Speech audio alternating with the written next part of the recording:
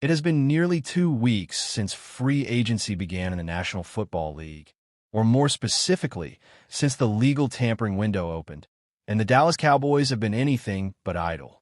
From the outside looking in, it may seem like just a handful of moves define their offseason so far. But in reality, Dallas has been quietly navigating a complex web of roster decisions, contract situations, and long-term planning for the 2026 season.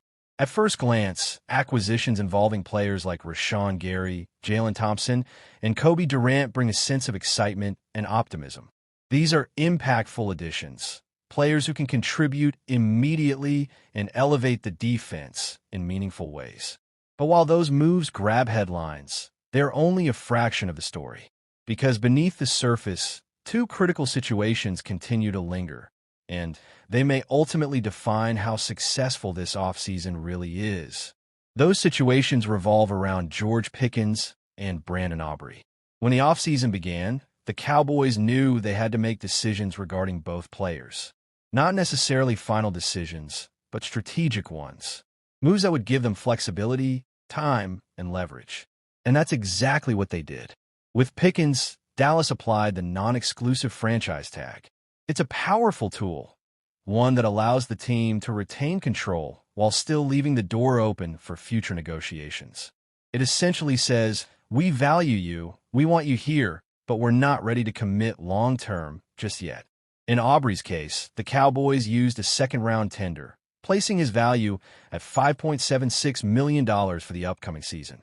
Again, this is about control and flexibility. It protects the team while buying time to figure out a longer-term solution. But here's the issue. Time doesn't always bring clarity. And right now, clarity is exactly what's missing. According to Calvin Watkins of the Dallas Morning News, the latest updates on both situations are, well, not really updates at all. In fact, the most notable takeaway is that there hasn't been meaningful progress, especially when it comes to George Pickens. No contract talks, no negotiations, no momentum, just silence. That silence speaks volumes.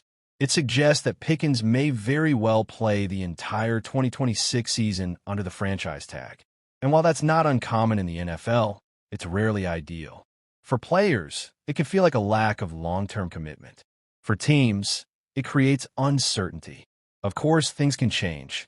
They often do. Between now and training camp, there is still time for discussions to begin, for offers to be made, for agreements to take shape. But there's also a deadline looming, a very real one.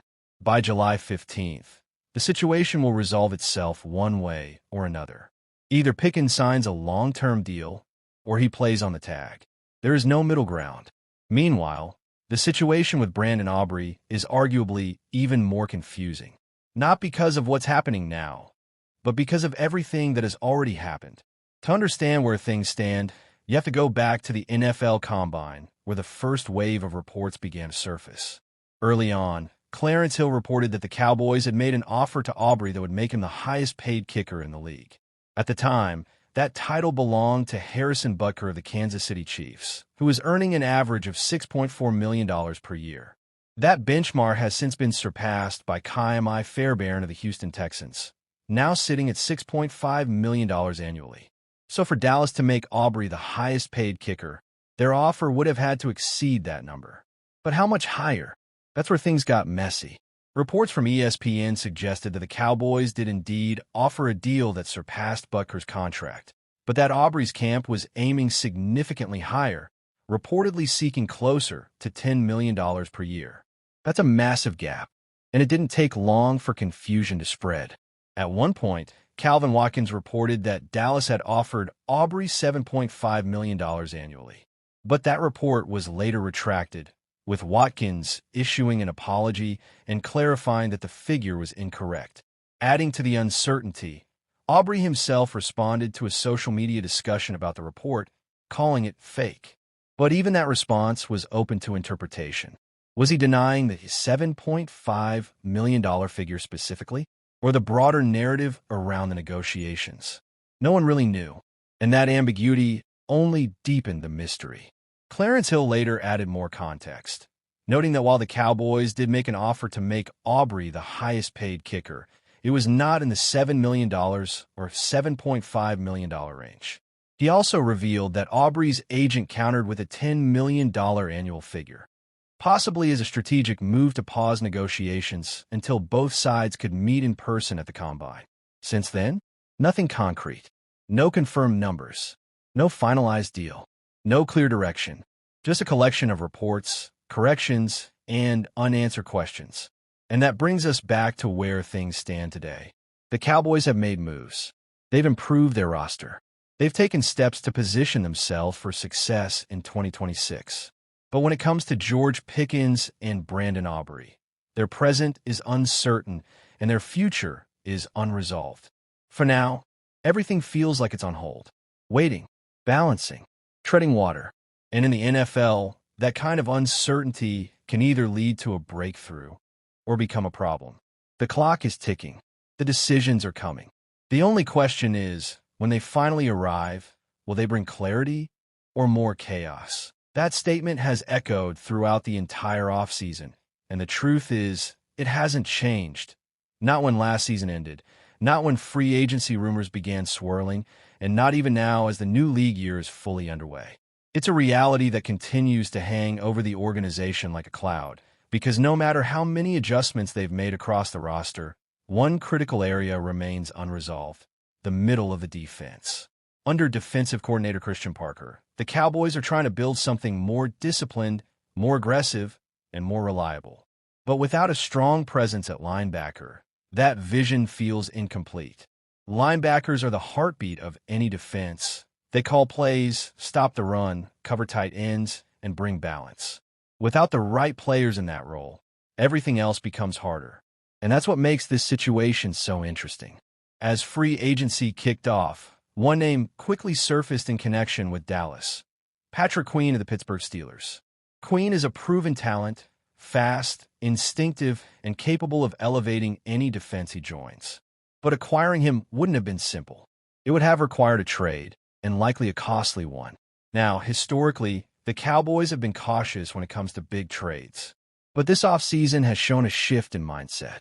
Dallas is no longer sitting back and waiting. They're exploring, evaluating, and even initiating conversations when opportunities arise. That alone signals a change in philosophy. Still, things have taken a turn. According to reports from Nick Harris of the Fort Worth Star-Telegram, the Cowboys have moved away from the idea of acquiring Patrick Queen. Whether it's due to trade demands, contract concerns, or simply a change in direction, Dallas has pivoted. And now, two new names have entered the spotlight. The Cowboys are reportedly discussing Azeez Al-Shaair and Jordan Brooks as potential solutions. Let's start with Al-Shaair. Currently with the Houston Texans, Al-Shaair is coming off a Pro Bowl season. He's the kind of player who brings energy, leadership, and consistency. His ability to read plays, close gaps, and make tackles in space makes him incredibly valuable. He's not just productive, he's reliable. And for a Cowboys defense looking to stabilize the middle, that matters. There's also a geographical factor here. Houston isn't far from Dallas, which could make negotiations more practical. But at the same time, trading within the same state and essentially strengthening a rival can complicate things. The Texans would likely demand a strong return, especially for a player coming off a standout season. Then there's Jordan Brooks. Brooks' story is different, but equally compelling. A Texas native, he's deeply connected to the state. He played high school and college football in Texas before being drafted by the Seattle Seahawks. More recently, he's been with the Miami Dolphins, where he elevated his game to another level. Brooks is also coming off a Pro Bowl season, but even more impressive, here in first-team All-Pro honors. That places him among the elite at his position. He's fast, physical, and versatile, able to defend against both the run and the pass at a high level. And here's where things get interesting. Compared to the Texans, the Dolphins may be in more of a rebuilding phase. That could make Brooks more accessible in trade discussions.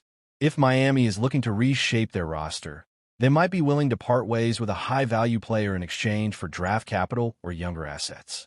For the Cowboys, that presents an opportunity. But this isn't just about choosing between two players. It's about strategy.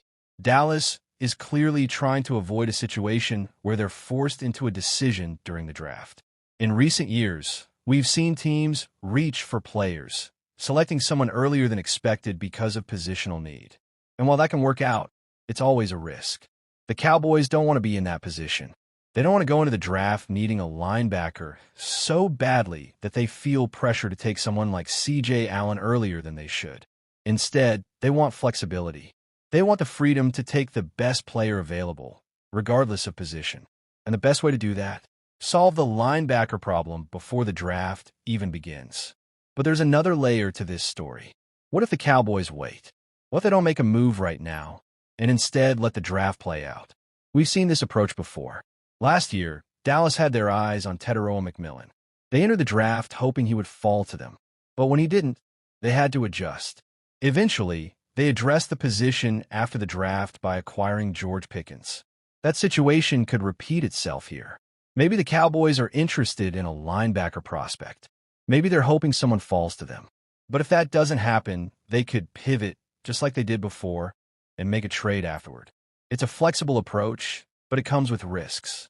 Waiting too long could mean missing out on key targets. Other teams could step in. Prices could rise. Options could disappear. On the other hand, acting too quickly could lead to overpaying. So the Cowboys are walking a fine line. They're evaluating talent, monitoring the market, and trying to find the perfect balance between urgency and patience. And all of this is happening while fans watch closely, analyzing every rumor, every report, every hint. Because at the end of the day, this decision matters. The linebacker position isn't just another spot on the roster. It's a cornerstone of the defense. Getting it right could elevate the entire team. Getting it wrong could hold them back. So when you look at the options, Alshire or Brooks, it's not just about who's better. It's about fit. It's about cost. It's about timing. Alshire brings consistency and leadership. Brooks brings elite-level performance and upside. Both would improve the Cowboys immediately. But only one, if either, will ultimately wear the star. And that's what makes this story so compelling. The Cowboys are searching. They're calculating. They're preparing to make a move. The only question is, when they finally do, will it be the right one? Considering making a move for linebacker Patrick Queen, a recognizable name coming off productive seasons, and a player who many believe could instantly fix one of the biggest weaknesses on this roster. The rumors were real, the interest was real, and behind the scenes, conversations were happening. But just as quickly as the idea started gaining traction, the Cowboys pulled the plug. Quietly, but decisively, they walked away. And now, as more details continue to surface, it's becoming clear that this might have been one of the smartest decisions they've made in a long time. Because the truth is, the Cowboys are in a dangerous spot defensively right now. If you look at their linebacker room, it's not just thin, it's inexperienced and unproven. You're relying on players like DeMarvion Overshown, Shamar James, and Justin Barron, with two of those names essentially being rookies just last season. That's not the kind of foundation you want when you're trying to compete at a high level in the NFL. And when you combine that with how bad the defense was overall last season, it paints an even more concerning picture. The Dallas Cowboys ranked near the bottom of the league in almost every major defensive category. They were 30th in total defense, dead last in pass defense, and gave up a staggering number of touchdowns throughout the season. That's not just a weakness, that's a liability. So naturally, the front office started looking for answers. And that's where Patrick Queen entered the conversation. On the surface, it made sense. He's a known player, he's been productive, and he brings a level of experience that Dallas clearly lacks at the position. Reports even confirmed that the Cowboys were monitoring his situation closely, keeping tabs on what was going on with the Pittsburgh Steelers and whether a move could be possible. For fans, it sounded like the kind of move that could stabilize the defense overnight. A proven linebacker stepping into a struggling unit, bringing energy, leadership, and production. And to be fair, the numbers do look solid at first glance. Queen recorded 120 tackles last season, along with tackles for loss and quarterback hits. That kind of stat line suggests activity, consistency, and a player who is constantly around the ball. It's exactly the kind of production teams look for when trying to fix defensive issues. But numbers can sometimes be misleading, and when you dig a little deeper, the concerns start to show. Despite all those tackles, the impact plays just weren't there. Only one sack on the entire season. Limited disruption in the backfield. Not the kind of game-changing presence you'd expect from a player commanding a major salary. And that brings us to the biggest issue of all, the money. Patrick Queen would have come with a cap hit of over $17 million. That's a massive investment, especially for a player who isn't considered elite at his position. In today's NFL, you have to be extremely careful about where you allocate that kind of money. One wrong move can set your roster back, limit your flexibility, and force you into difficult decisions down the line. And according to league insiders, there were already complications surrounding his contract situation, including potential disagreements and uncertainty about his long-term value. That's not the kind of situation you want to walk into unless you're absolutely sure the player is worth it. Even Adam Schefter pointed out that the Steelers weren't necessarily eager to move on, suggesting that there were still internal factors at play, whether financial or strategic. And when you see that kind of hesitation, it raises even more questions. If the team that knows the player best isn't fully committed to keeping him under those terms, why should you be the one to take on that risk? At some point, the Cowboys evaluated all of this, the production, the cost, the risk, and the overall fit, and made a decision. They stepped back. They chose not to pursue the deal any further. And while it may not have made headlines in the same way a blockbuster trade would, it was a move that could have a major impact on the team's future. Because sometimes the smartest decision isn't the one where you make a big splash. It's the one where you avoid a costly mistake. Now the focus shifts to what comes next. The need at linebacker hasn't gone away. If anything, it's still one of the biggest priorities for this team. But instead of forcing a move for a big name, the Cowboys now have the flexibility to explore better options. That could mean targeting a younger, more affordable player in the draft, or finding a veteran who fits the system without breaking the bank. Either way, the approach becomes more strategic rather than reactive. And that's the biggest takeaway from all of this. The Cowboys didn't just walk away from Patrick Queen. They showed a level of discipline that hasn't always been there in the past. They didn't chase a name. They didn't panic. They evaluated the situation and made a decision based on long-term value rather than short-term hype. And in a league where one bad contract can change everything, that kind of discipline can make all the difference. Because at the end of the day, building a winning team isn't just about the moves you make. It's about the moves you don't make. And this might be the move that quietly keeps the Cowboys on the right path. Failed once. Might not be dead after all. And at the center of it all was one name that immediately grabbed attention. One of the most feared pass rushers in the NFL, Max Crosby, because just weeks ago, it looked like to build. And this one had the potential to completely shake up everything we thought we knew about Dallas offseason plans, because suddenly there were whispers, reports, and quiet hints coming from around the league that a blockbuster move, one that had already failed once, might not be dead after all. And at the center of it all was one name that immediately grabbed attention. One of the most feared pass rushers in the NFL, Max Crosby, because just weeks ago, it looked like Crosby was gone, traded from the Las Vegas Raiders to the Baltimore Ravens in a massive deal that included 2 first-round picks, a price that told you exactly how valuable he is, exactly how dominant he can be when he's at his best. But then everything changed because that deal fell apart, abruptly rescinded after.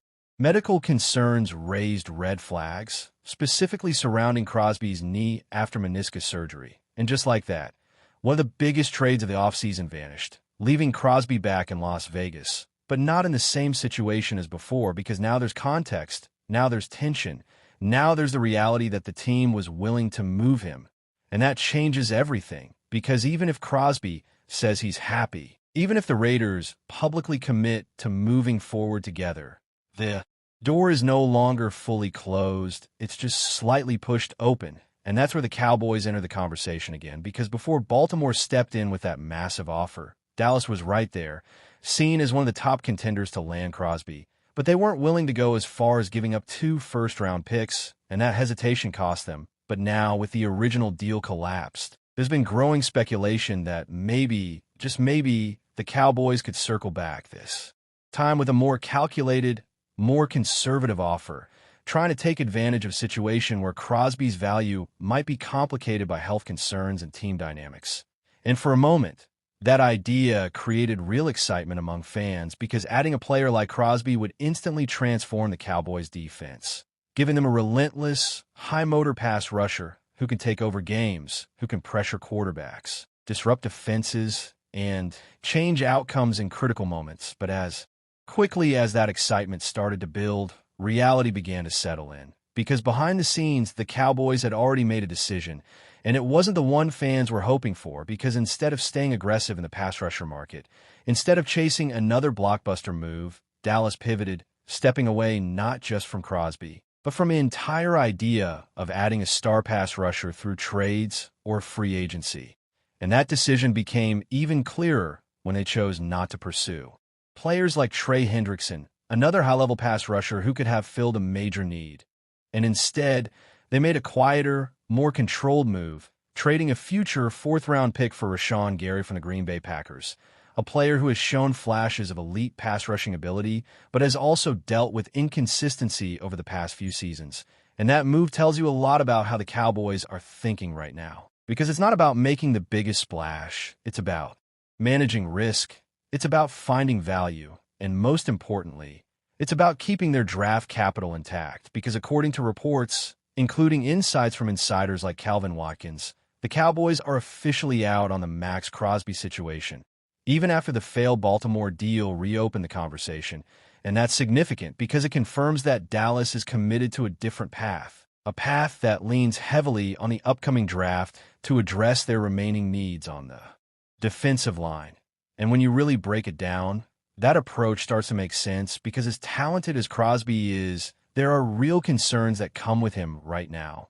And those concerns start with his health, because knee issues, especially ones involving meniscus surgery, are not something teams take lightly, particularly when you're talking about giving up premium assets like first-round picks. And that's exactly where the Raiders are holding firm, because despite everything that's happened, despite the failed trade, despite the uncertainty, Las Vegas is not lowering their asking price. They still want that same massive return, and that creates a major problem for any team considering a move. Because now you're not just evaluating the player, you're evaluating the risk, the long-term durability, the possibility that you give up everything and then don't get the full version of the player you paid for. And that's a gamble that can set a franchise back years if it goes wrong. And it's exactly why teams, including the Cowboys, are hesitant to re-engage, because even though the idea of adding Crosby is exciting, even though the upside is undeniable, the downside is just as real. And for a team like Dallas that is trying to build sustainably, that is trying to balance immediate competitiveness with long-term stability, that kind of risk might simply be too much. And so, instead of chasing uncertainty, the Cowboys are choosing control, choosing patience, choosing to trust their ability to identify and develop talent through the draft. And that brings everything full circle, because whether it's linebacker, pass rusher, or secondary help, the Cowboys are clearly signaling that the future of this team will be built through those picks, through smart decisions, through calculated risks rather than desperate swings. And while that approach may not generate the same level of excitement as a blockbuster trade, it might ultimately be what gives Dallas the best chance to build a complete, balanced, and sustainable contender. But of course, in the NFL, plans can change quickly, opportunities can appear out of nowhere, and until the draft is over and the season begins, nothing is ever truly final, which means that even if the Cowboys are out on Max Crosby today, the story might not be completely over. But for now, the message is clear. Dallas is moving forward with a different vision, one that prioritizes flexibility, discipline, and long-term success over short-term headlines. And whether that decision proves to be the right one is something we won't fully understand until the games begin. And that's the linebacker position, because right now, if we're being honest, this team does not have a true leader in the middle of the defense. And that's not just a small issue, that's something that can completely define how far a team goes in a season, especially in today's NFL, where offenses are faster, smarter, and more explosive than ever before. And if you don't have someone who can read plays, communicate adjustments, and hold everything together in real time, things can fall apart very quickly. And that's exactly the situation Dallas is trying to avoid heading into 2026. Because as things stand today, the linebacker room is built around DeMarvion Overshown, Shamar James, and Justin Barron. And while each of those players brings something to the table, none of them has truly proven they can be that commanding presence, that defensive quarterback, that guy who takes control when things get chaotic. And that uncertainty is what makes this situation so dangerous, because the Cowboys are not a rebuilding team. They're trying to win now. They're trying to compete. And you cannot go into a season with a question mark at one of the most important positions on defense and expect everything to just work itself out. And what makes it even more frustrating is the fact that this isn't a new problem. This is something that has been building over time, because the Cowboys have had multiple opportunities in recent drafts to address the linebacker position in a major way, and they didn't take them, passing on players like Nakobe Dean, Devin Lloyd, and Quay Walker, all of whom had the potential to step in and become foundational pieces of the defense. And now those decisions are starting to come back into focus, because instead of having a developed, experienced linebacker entering his prime, Dallas is once again searching for answers. And that brings us to the biggest question of all, which is whether the Cowboys should wait until the 2026 NFL Draft to fix this issue. And the reality is that might be the worst possible approach they could take, because relying on a rookie linebacker to step in and immediately command a defense is extremely risky.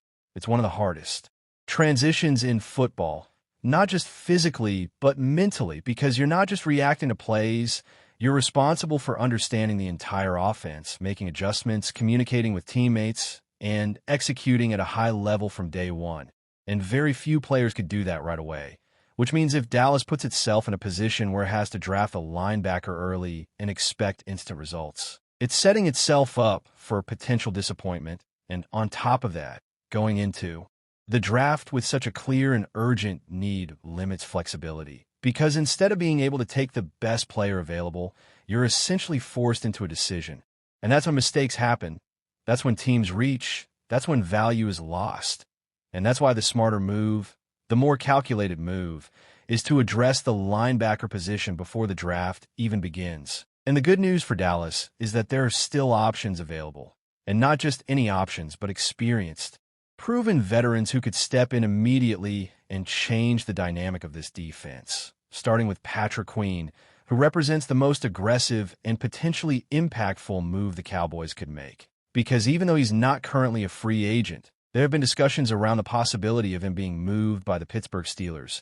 And if that opportunity is real, Dallas should be paying very close attention, because Queen brings a level of durability and consistency that this defense desperately needs, having never missed a game in his career. And while he may not be the flashiest linebacker on every single play, he's the kind of player who does everything well, who raises the floor of the entire defense.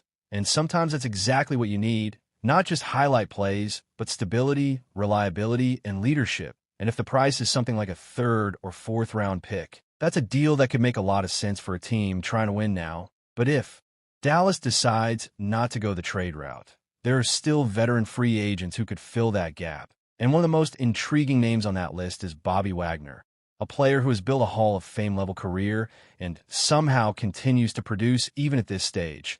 And while age is obviously a factor, what Wagner brings goes beyond just physical ability. He brings experience, intelligence, and leadership, the kind of presence that can elevate an entire unit.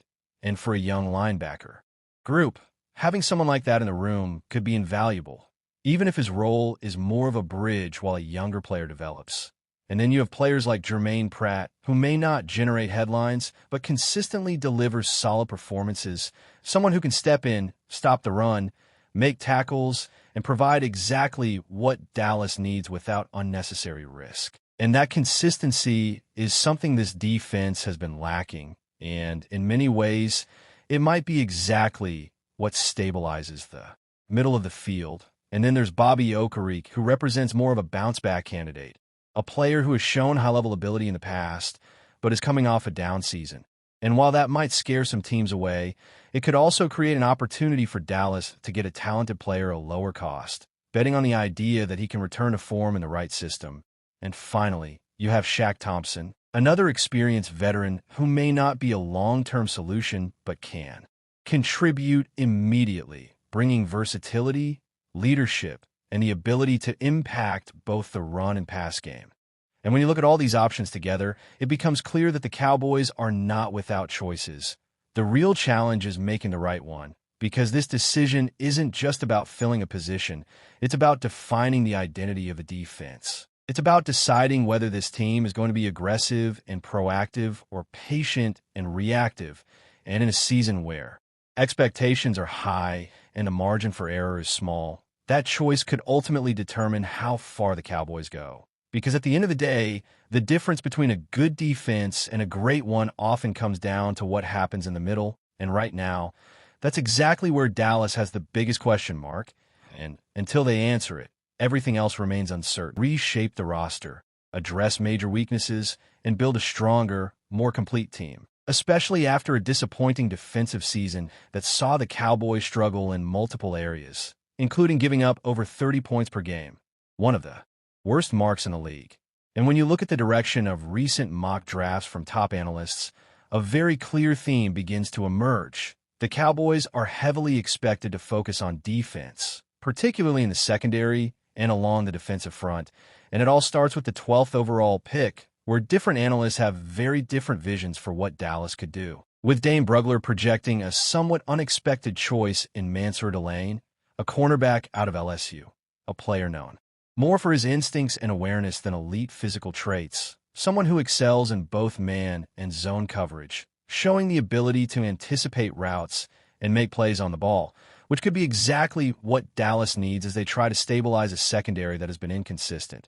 While other analysts like Lance Zierlein see a completely different direction, linking Dallas to Keldrick Falk, a powerful edge rusher from Auburn, a player with impressive size and versatility who can line up on the edge or slide inside, offering flexibility along the defensive line. And even though his 2025 production may not jump off the page, the upside is undeniable, making him a classic high-ceiling pick that teams often fall in love with. And then there are analysts like Joel Klatt who believe the Cowboys should go in a completely different direction altogether by selecting Caleb Downs, the standout safety from Ohio State, a player widely regarded as one of the best defensive prospects in the entire draft, someone who has the ability to completely transform a defense with his intelligence, range, and playmaking ability, and despite concerns about positional value. Klatt makes it clear that this is not a player Dallas should overthink, especially considering how badly the defense struggled last season. And when you shift to the 20th